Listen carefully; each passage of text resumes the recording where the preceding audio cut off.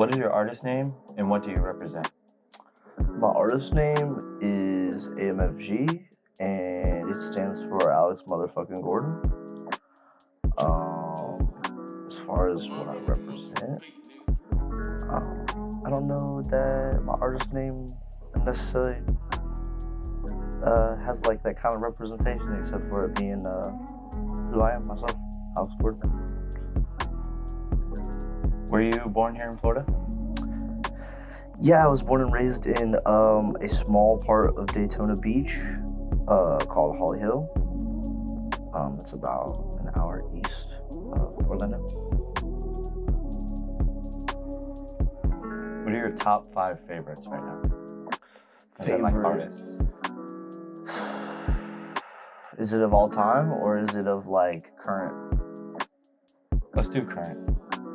Man. Favorites. That's tough, bro. I'm a big fan of Smino, big fan of Saba. Man, Jid and Earth Gang are dope. Man, there's so many good ones. Damn. But like, you said of current. So I mean, that's like 5, right?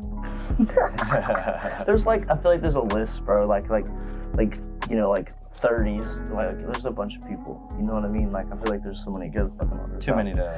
Yeah. Too many to like. I understand. Yeah. Like. I heard you went out into the woods to create a visual for your song. Even made a whole house of wood from scratch.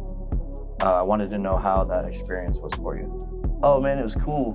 It was super cool. Something that I haven't made a music video in a long time. My first one was in like a Steak and Shake that I used to work at when I was like 19. But as far as going out there and just doing something different, man, it was a lot of fun. I almost fucking caught on fire. Fire? Yeah. Fucking, I went to go, like, do the flame for, like, the pyrotechnic or whatever, and caught part of my hair on fire. That's crazy. Is isolation important for you in your creative process? I'd say so.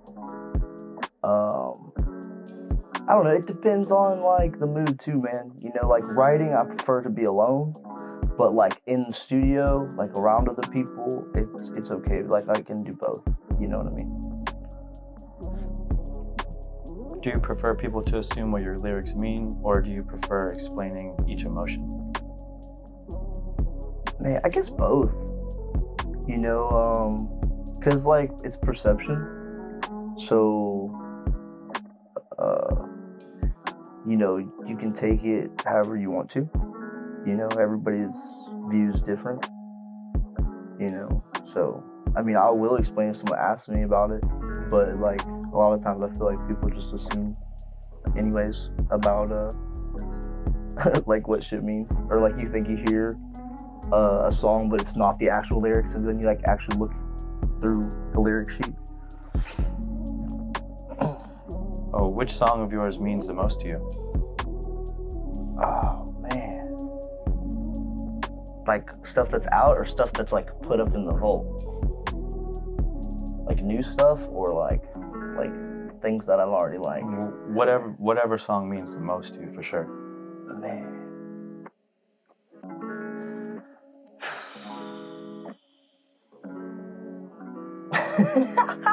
I guess I'm really a big fan of AfterGlow.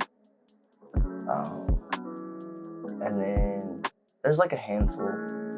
One of them's Going Through the Motions, which is on my Invite episode. One of the ones AfterGlow. But I got a bunch of like new songs that are like my favorites that I've been recycling through and trying to figure out what to do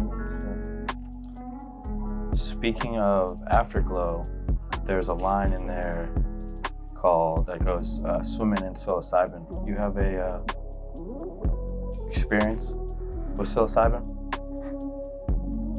Yeah. Fucking.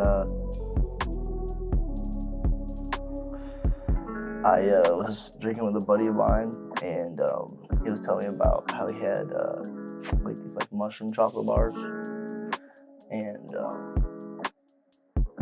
I had done like mushrooms before, but I never did like in the way that it's made or whatever. It was like a really clean trip. It was cool. So I like went through the loop, this little place in Daytona, and rode around and went home, got a nap, and then, you know, that what I call afterglow is like what you feel afterwards, like after coming down from the trip. That's what I like kind of named it. And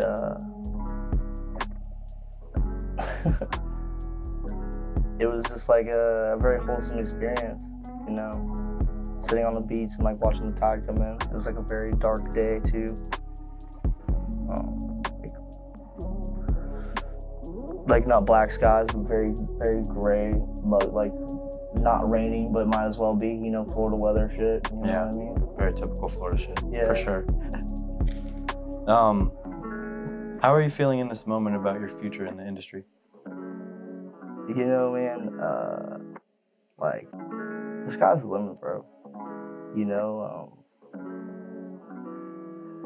I think on like a local level, I'm like, you know, people know who I am in Daytona, you know, at least like in our like age group, you know what I'm saying, especially Right. people I went to school with and people that I know through like the little music scene over there. Right. But as far as anything bigger, man, I mean, who knows, bro? You know, I think 2022 is gonna be a good year. For sure. I feel like you have a unique sound, and this might be kind of contradicting, but is there anyone influencing this sound? Yeah, I mean, God rest his soul, fucking, you know, Mac. If it wasn't for Mac, I wouldn't even like started rapping, really. R.I.P. Yeah. Big time. But, you know, even picking like influence from, see, like when I started rapping, like, I like went to like look at like the history of like hip hop and shit, and like tried to understand like boom bap rap first. Like 90, whatever you want to call it, you know. Right. Yeah, boom bap works. And like after doing that stuff for a while, I kind of like realized that I need to make like songs and focus more on like songwriting than I did on like rapping, you know. But Mac's a big one. But like I said, like even like the people we were talking about, like, you know, like Jid or like fucking Saba, Smino, people like that, like listening to their stuff, Amine, people like that, or it's just like new age, like it's still like very like boom bap, very like hip hop like feels, but it's like modern, right? You know, so yeah, I think, you know, I think I, even if I don't consciously do it, I might subconsciously take from people like that. Absolutely, right. Definitely. Anything that's like melodic rap shit, you know what I mean? Because that was like the direction that I was trying to go. How did you transition from Vices and this house is not a home? How was like the elevation in between? Like, what was it? What do you mean? Like the types of like each type of song, like going from Vices to This House Is Not a Home, like that transition. Well, like I made them like around about the same time. Right. Vices, to me they're kind of like songs that could be together on a project. Okay. You know, because they have like a very like rock feel to them. You know, but to answer your question, my buddy always told me that, you know, Vices comes from like this thing. He always told me that, like, you know, like everybody's got their vices, bro. You know, and then after like he passed, like This House Is Not a Home is kind of like a reflection of that in a way, like that's why I say I feel like if you listen to the songs, they have like maybe like a similar line or lines that like play with off each other. Right. But yeah, just trying to like get back to my roots, man, because I was like an alternative person for a long time. You know, like the Rise Against and like that era. I can't think of who else, but like Right on. you know, like 30 Seconds to Mars and like shit like that. You know what I'm saying? Definitely. If you had a message for the kids entering the industry, what would you say?